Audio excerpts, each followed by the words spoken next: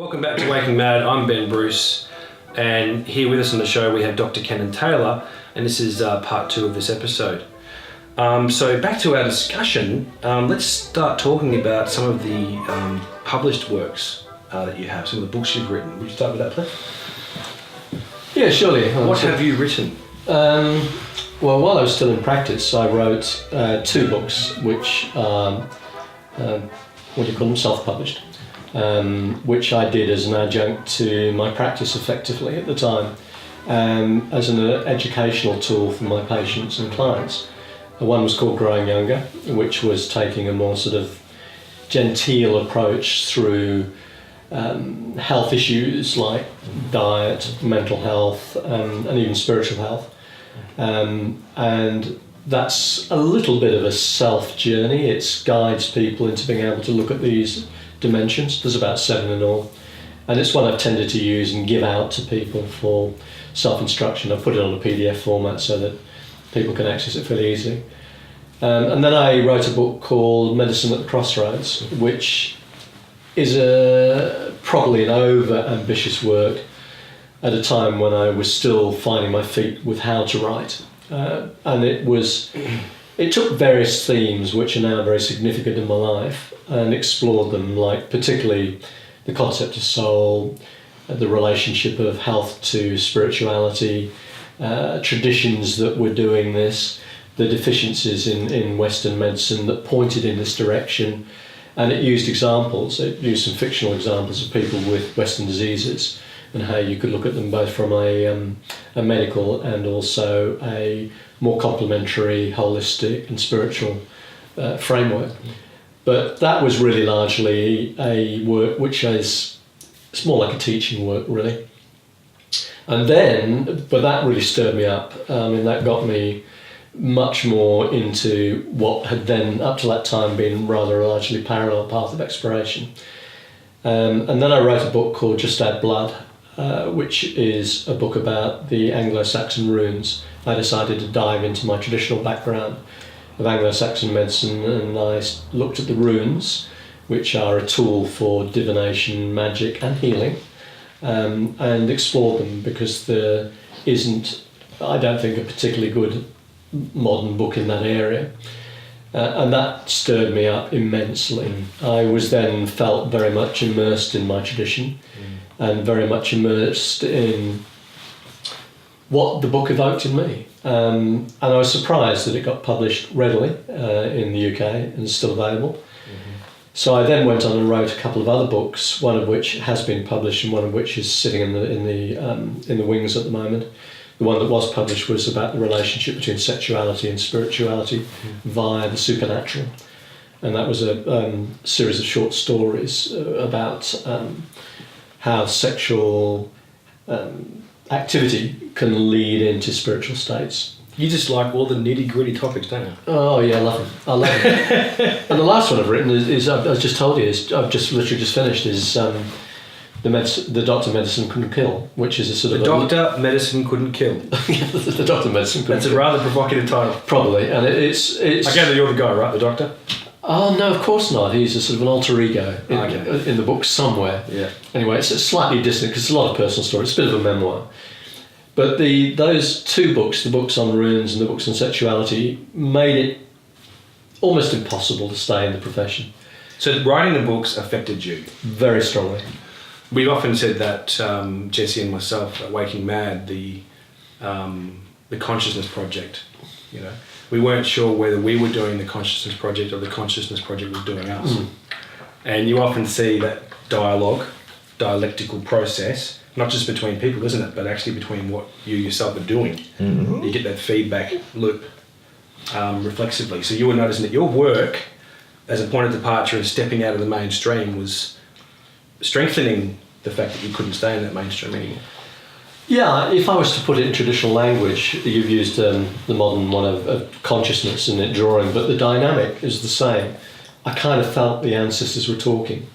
I kind of felt like I was sitting at the end of a long tradition that was not being heard and needed to be heard, and probably explained eruptions like the witchcraft phenomena and at various other points in our history. Mm-hmm. And I started to look, when I started to look at the area, I realised how poorly we were connected to our tradition in the West and North.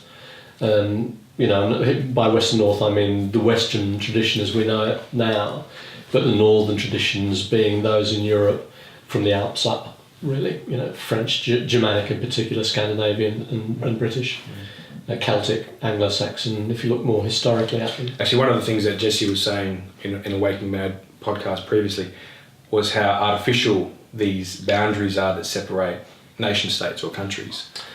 And I gather when you're saying Anglo-Saxon or Norse, you're talking about a time before all these false political artificial boundaries. Oh, look, in my upbringing in Britain, it was still very obvious that there was a division. There was the Frenchified southern part of England, and then there was the sort of much more Anglo-Saxon Midlands and Northern. And when you've have a look at things like the more recent sort of things that we've looked at in that whole era that we used to call the Dark Ages, and the influence of things like the Vikings, which is now popularised by the seriousness on the TV, you see the enormous influences that are sort of just sitting there. And I realised that even in my own upbringing, I sort of sat on the borderline of that in the Midlands. There was these very erudite and Frenchified and cultured universities and places of learning and habits and in the south, and then there was the more industrial, primitive, black is black and white is white, and spade's a spade type of approach as you got progressively more north. And you've got someone like Tolkien, who has explored that in some detail and has probably given Britain a myth, which is based very much on that sort of whole Anglo-Saxon tradition with elves and dwarfs and, you know, hobbits and dragons and trees and animals that talk, you know, because Britain lacks that. I mean, in spite of its richness, it's a kaleidoscope of different influences and a melting pot of them. And I find it difficult at times to sort of get a sort of whole picture of that. And I've taken my own particular strands of that, which I think are probably inherently in my psychic DNA, and decided to make a life journey out of it. So how would you describe your current practice, if you will? You've used the term medicine man. Yeah. There's also these other terms I'm aware, shaman, or shaman, if you're from the United States, or, you know, druid, as in, I gather, the Celtic or pre-Celtic. Celtic and pre-Celtic. Yeah, traditions in Britain. How would you sort of describe yourself, if you will? Well, druidry was my initial formal reconnection in the world with these traditions beyond my own sort of headspace, if you will, of exploration, reading and dreams and creativity. And I got involved with a druid organisation based in Britain, and was involved in setting up a healing college within their organisation in the latter years. But it was very much a revivalist thing. You know, a lot of what you see in these traditions is only 300 years old. So it didn't really talk to me authentically of where I was looking, which was very much up to 2,000 years ago, and looking at the seeds that were around in the Celtic area. When you said 2000, I gather you mean the Christian influx disturbance. Roman in Britain, and subsequently Christianity, which they brought with them. Yeah. Well, yeah, and did what the Romans didn't. You know, they managed to dominate and have done ever since. So you've got this division that's occurred between heathen culture, which is a better word for me than pagan. Pagan's a Christianised way of looking. I believe the term means country dweller. Yes, it does. Heath. It comes from heath. Oh, okay. Yeah, so it's essentially, it describes, or it's not really that offensive being a country dweller, and yet they'll burn at the stake for it. Flock to the cities while you still can, you know, well, you can and get the plague. That's better. Well, you can see what sort of a threat they were if they had to deal with them in that way. Yes, indeed.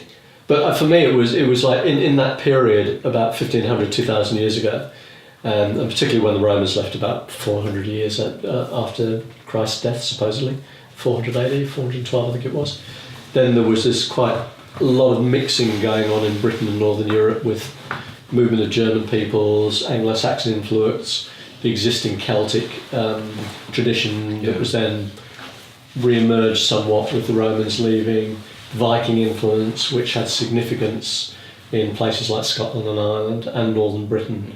But then with the Christianisation process, when it became entrenched about 1,000 years ago, it's increasingly got submerged. It popped up occasionally. It pops up in things like witchcraft.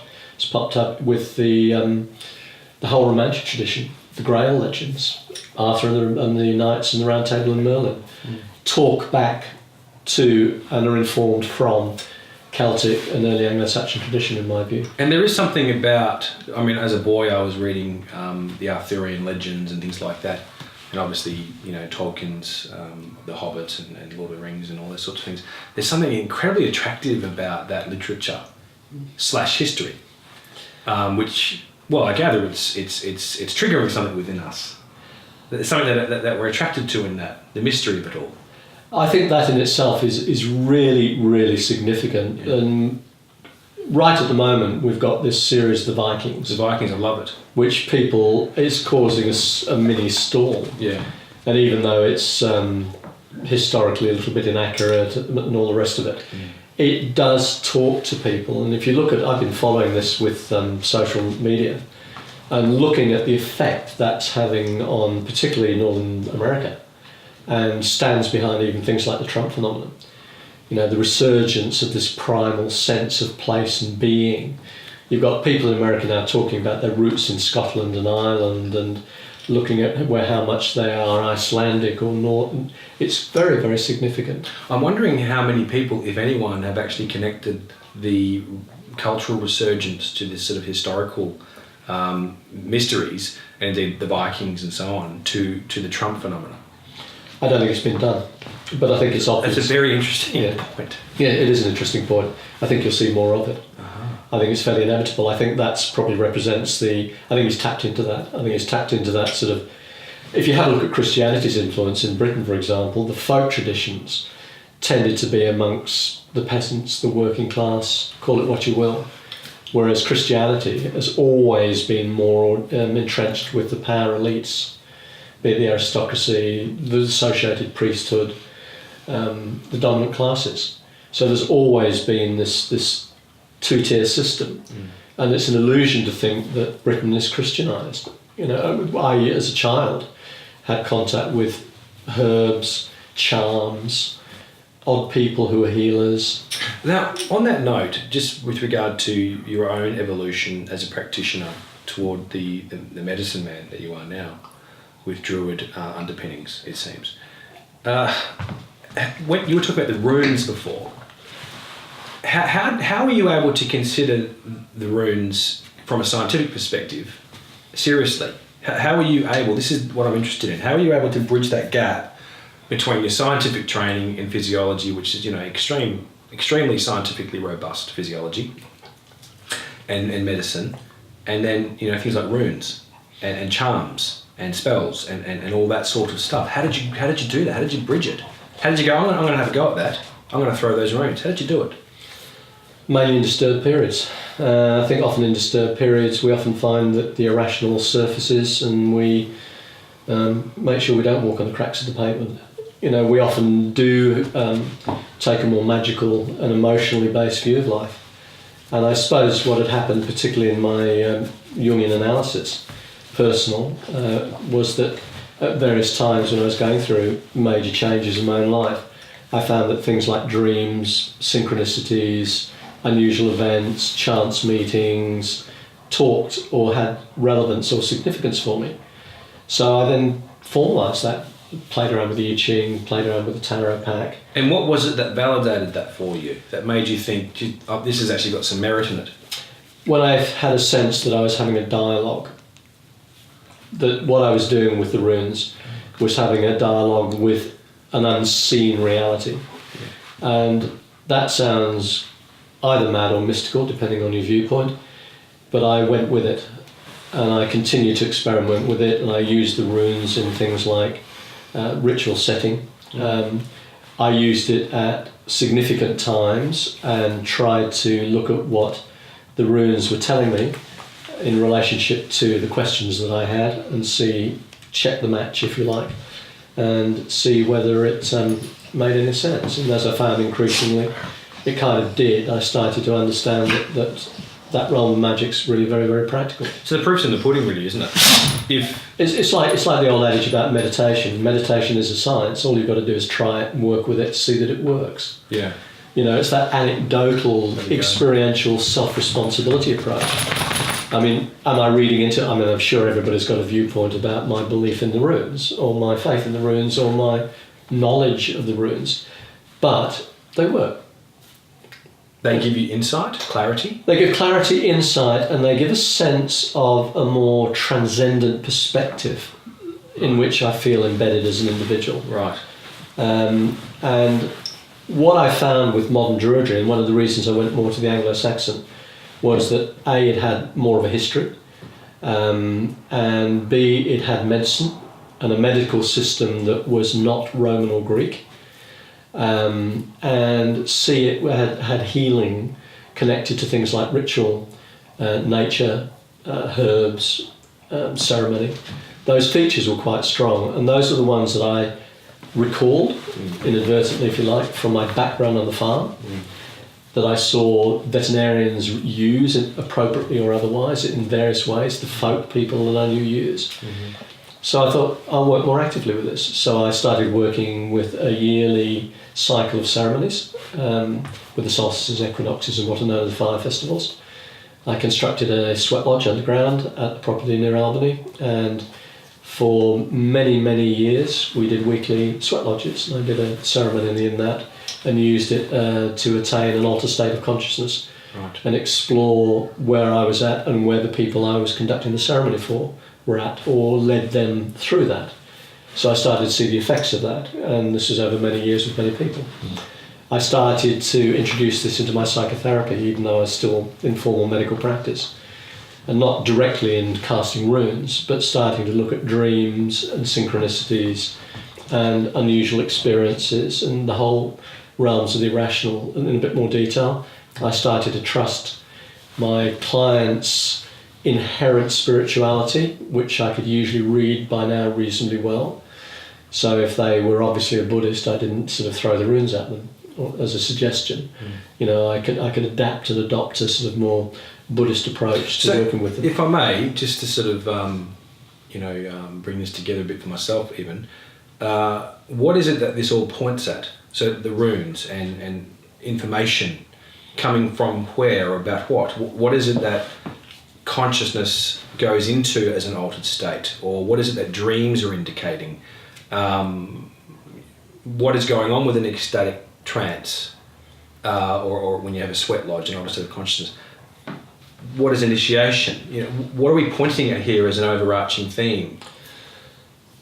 Probably quantum theory is a good way of looking at that. I know that probably makes everybody go, quantum theory, quantum physics, all those crazy people in laboratories, but it's actually got a worldview which is synonymous with a lot of this. And the worldview virtually says we have a twofold reality. We have our day-to-day, ordered, time and space-oriented reality. And we have banality. Your banality. Banality, like, yeah. And that we have a greater one, which it probably includes that one, which we then touch in various unusual situations. Now in quantum theory, that's obviously with experiments and unusual experiments, and relativity started the way of looking at the fact that we're not quite as nice and neat and ordered and rational and mechanical as we thought we were. So there's a twofold view, which is twofold only when we look at it objectively. So this greater reality, yep, as opposed to the everyday banal reality, yep, plays by a different set of rules. Yes, and it's the ones the shamans are used to. Okay, this is interesting because this is actually cross-culturally integral and so on. It's bringing together roots for me as well as a student of this subject. Is it the case, therefore, do you think that the unconscious mind, the Jungian stuff, states of ecstasis, older states of consciousness, and this stuff that we're tapping into, are we tapping into some kind of unified field or some kind of quantum overarching reality? Is this the space beyond the physical which is actually subatomic? Is that the kind of thing you mean, or am I going to No, I think you're spot on. If you're talking about shamanism, there's the Castaneda books, which caused quite a stir in the 70s. I think it was the 70s, it was probably 60s through the 80s actually. Yeah. Where he had a relationship with a shaman called Don Juan, who was basically from Mexico. I'm just wishing you were around then, because I first read them when I was about 15. Yeah, you have to be careful what you're ingesting at times like that as well. Yeah. And he had a view that the limited reality we talk about was what he called the tonal. And he likened that to being like a table out in the desert. And it's what's on top of the table, it's what you can see and move around and organise and blah, blah, blah, blah, blah. And he says the other reality is called the noir, which is spelled in a rather unusual way, which is everything else, not just what's under the table, but out there, the desert, the sky, and everything, and includes this other one.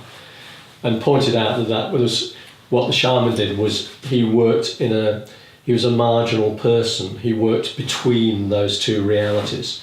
He was what's known as liminal, and that he used techniques to go from the tonal into the noir, or from day-to-day reality into the greater reality. And the tools can be ritual, ceremony, fasting, scourging, drugs. There are lots of them. I mean, all cultures have their own approaches to be able to do that. There are many methods, aren't there? No, meditation, breathing, dancing, drumming, sweat. Usually a combination. Yeah. Like in the sweat lodge, we use a combination. You're sensorily deprived. There's no light. The breathing's difficult because the oxygen levels drop dramatically. It's very hot. You're often naked with a bunch of people. Sex is the last thing on your mind actually at that particular time. Because they smell quite bad. Yeah, not the smell, but it's like you're so somewhere else. Yeah. And basically, that's really what all cultures have done. And that's a good point, Ken. There's a cross-cultural validity in this entire field. Because I would like to move on to the cynical, skeptical movement, your Richard Dawkins and the like. Though they have their place, I think they're way too radical and positivistic. But what we see as a vindicating or validating argument here is that every single culture, as far as I'm aware, what you would call indigenous cultures, have come up with the same sorts of conclusions. Using trance states, using potions, psychedelia, in other words, using all sorts of ways to achieve these altered states of consciousness. And it begs the question, why? Why would we all do this as humans? Why would humans do this? And it's emergent in a way, isn't it? If you look at the cave art and the prehistoric things that we're discovering, that human beings have always done it as well. It's like it's not just something they've stumbled upon. It's like they've emerged from it. Like take the use of ayahuasca, the drug that the South Americans use. Like how would they know to put the various combinations of plants together that would make it effective without some sort of intimate knowledge of the trees and the plants themselves? And then it sort of begs the question, can they talk to the plants? Do the plants talk to them? Well, actually, I probably can give you some insight on that. It wasn't a leading question. Just to contribute to the dialogue, I've taken ayahuasca. It was one of the most remarkable experiences of my life. It felt as if it was 18 years occurring in one evening. It was profound. It's still affecting me now. I haven't yet done my second because I'm still processing the first. That was over a year ago. But I saw a vision, and it is very strong visionary states when you take psychedelia such as ayahuasca, which I do for consciousness evolution, not for having a good time at a rave. Not that there's anything wrong with that, but this isn't something I was doing for fun. This is evolution and personal growth. It's not easy. It's like giving birth, like gather, like that. An ordeal. Yeah, an ordeal indeed, and it needs to be taken seriously. And these drugs are not addictive. They need to be handled with care and ceremoniously, as you said, with a shaman in a liminal state, preferably, and carefully with preparation. But the point I want to make is I had this vision, very strong vision in the ayahuasca state, where I saw the shaman, the original shaman, walking through the Amazonian rainforest in a liminal state, and he was talking to the plants, or should I say the plants were talking to him. And the plant involved in ayahuasca, it's actually two plants, spoke to him. It actually basically tripped him over, jumped up at him and told him the formula. Okay, so again, as Kennan was saying, in the subatomic world or the unconscious dimension, the numinous, the what have you, there's a different set of rules. And yes, indeed, plants do have consciousness, and they do talk to human beings. And you mentioned Terence McKenna earlier, which I'm really grateful for. Terence McKenna stated that it was the role of plant medicine, psychedelia, which contributed to the physical evolution, especially of the frontal lobe of the human being. The plants themselves, the psychedelia, the trips that we went on, rather by accident when you're picking mushrooms as a hominid, it actually affected the early primates or the early human primates, such that their brains had to expand to accommodate the visionary states they were having. I think human. So it was hand in hand with evolution. Yeah, I think human evolution probably depends on that. I take Kurzweil's view is that we're not sort of privileged necessarily to survive. We're expendable, like many species have been, and we suffer what, in his view, is a serious flaw: is that we've developed that ability so far and taken so much. Used it so dominantly that we've neglected a lot of the connections that have brought it about in the first place. Bit of a bootstrap thing. And we need to reconnect to that wholeness to be able to move forward. So in his viewpoint, that means connecting more to the primal, emotional areas, instinctual areas of the brain. But in an expanded view, it's basically we need to connect to that greater reality. But not only that, what you're saying is there is that also that experience that greater reality talks to us. It's a dialogue. It's a dialogue, and you can talk about it as the plants, you can talk about it as a vision, or you can talk about it as we do archaically, or the heathens do, as gods. And therefore you're not alone. No, or as Jung has done in modern times, as archetypes. Indeed. So you're never alone as a human being or as an animal, which is the current paradigm, that we're disconnected, you're born, you die, the consciousness starts and ends with the physical brain. Rather, you're actually in a network. You're interconnected. It's interesting that magic mushroom, psilocybin, is one of the main visionary plants used. And mushrooms exist in a network, don't they? Yes. And they pop up on the forest floors, and they're all connected in one big organism. Yes. That's almost uncannily similar to the notion of the collective unconscious. Yeah. And they go dormant and they're beneath the forest humus floor, and then they pop up, and knuckle dragging early primates walking through, they go, oh. And what do you know? I now need a frontal lobe to accommodate this experience. Cool the jets, I'm sweating bullets. So I just want to mention in the last few minutes of this part, and we might use it as a point of departure to the third part, the cynical, positivistic, material reductionism, skeptical debate which says, why on earth would you throw runes in the corner? How could that be connected to anything? It's a Newtonian physics paradigm, I gather, not a quantum. And I will just sort of articulate that argument, and maybe we'll come back and talk more about that in the next part. But the cynical rebuttal of everything that we are saying today and exploring as dialogue is isn't a contemporary shamanism. Is it not the case that a contemporary shamanism is a subjective folly, a misappropriated exotic cultural traditions, indicating a regression and a shying away from the challenges of the technological age? Is it the case that those who would, in a sense, take refuge in our ancestral medicine or our ancestral practices are going back because they, in a sense, can't handle the truth of the the current paradigm, which is you're born, you die, and so on and so forth? Is it the case that we can't handle that isolationism or that fate? What would you think about that? That cynical, skeptical rebuttal that, Well, I think it's small-minded.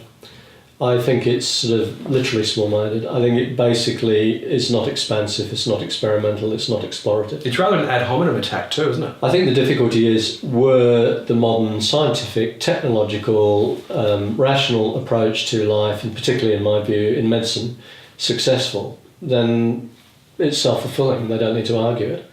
But it's not. We are meeting difficulties.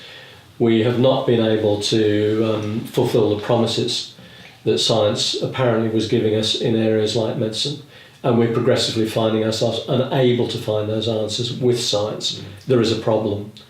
The emperor has no clothes? Yeah, there are no clothes. There's an elephant in the room. Yeah. And all I think probably people like myself would say is, we're not going back, we're going forward. We're basically going within, we're going deeper, because those realities aren't historical, they're not quaint, they're not primitive, they're real, they're now, they're here. If you had the vision as you did of the shaman, you had the shaman there. The shaman was there. Whenever I had my experience, they're here now. They're informing us to move forward. They don't have that sort of framework. So indeed, rather than going back and regressing because you can't handle the truth of the post-industrial, postmodern age, which is a reductionism in itself, of course, you could say, well, I'm not going back, I'm integrating the best of what we have now, what is useful and helpful of what we have now. Like, it's quite good to have a motor car, isn't it? Yeah. It's quite good to have an antibiotic if you need it. Absolutely. It just comes down to, some parameters about what it's useful for and what it's not useful for. Let's not overextend ourselves and in that way. And then you can take the best of what we've actually abandoned in the past that was also merit-worthy and bring the two together in an integral state. I think there's been a tendency to make a dualism where there isn't one. Right. There's been a tendency with that sort of sceptical argument to say, well, we're here and you're over there. And what we're saying is, no, you're there and we're here. And we do not deny what you have achieved. We do not deny what we've been involved with you in achieving. I've been through all that. I've got my doctorate, I've got my MAs, I've got all my qualifications to do that. I have been down those paths. I see their value, but I see them relatively, not absolutely. And I also see that they are wearing out. They're no longer fulfilling their promise. And if I look back at medicine long enough, I can see that sort of various things were sort of seemingly imminent and now so far in the distance. We were going to discover the physical basis of schizophrenia when I qualified. No. Or the cure for cancer. Or the cure for cancer. No. They're even further away. And added to that, probably just to finish on this note, notable people in all disciplines end up mystical. It's intriguing that people like Einstein ended up having a mystical worldview, that people like David Bohm ended up with a mystical worldview and a Buddhist worldview. He was a serious physicist. Yeah, he's a serious physicist. Einstein was a pretty serious physicist too. Yeah. That when you explore your field deeply enough, you do end up in this position. And actually, we were talking to Mary Rodwell at a previous interview, and she's pretty prominent in the UFO community and people who've been visited or what have you. And she was talking about Francis Crick. This is one of the most eminent scientists you can possibly imagine, the co-founder of DNA. Yeah. DNA. Yeah. And he said, the origins of life, words to the effect, came to Earth in a spacecraft. I mean, whether you're talking mystical or you're talking, I don't even know what you'd call that, phenomenal ufology, the idea of space travel and advanced consciousness and civilizations prior to our own consciousness and civilization. Eminent scientists who are actually far more mystical than the skeptics who use their research and their findings. Look at Pythagoras, for God's sakes. Oh, right-angled triangles, very useful. Pythagoras was a mystic as well, of the initiate order, I believe. So I think, you can't have it both ways, Mr. Skeptic, Mr. Positivist Reductionist. You've got the good stuff from this practitioner, from this researcher, from this philosopher. Respect it integrally with all their stuff, because, that mind is coming up with all of it. And if they can come up with something like DNA, or indeed like Einstein's special theory of relativity and so on and so forth, well, they've obviously got a very disciplined mind. They've got a lot of smarts, and perhaps what else that they're looking at is also validated in that regard. And Newton was an alchemist. Yeah, an inconvenient truth. I believe a trunk, because was he doing was it Cambridge or Oxford? Cambridge. Cambridge. So, you know. You see, that explains it. Yeah. Is it the light blue or the dark blue? Yeah. But I believe, Newtonian physics is synonymous with a materialist, positivistic reductionist, with Richard Dawkins. I believe Richard Dawkins is also at Cambridge. I don't know, but I think so. Yeah. And Newtonian physics is synonymous with... See, Cambridge has got its problems, hasn't it? Oh, yeah. With the skeptic. And however, Isaac Newton was a mystic. Yeah. They discovered this trunk with all these sorts of instruments of alchemy and ritual magic and so on and so forth. And he was obviously a foot in both worlds as well. Maybe his science was a product of the mercury poisoning from the alchemy. There's a thought. Indeed. Maybe he was rather mercurial. Again, it's been a pleasure talking with you, and we'll talk again in part 3 of this episode. Thank you. See you then.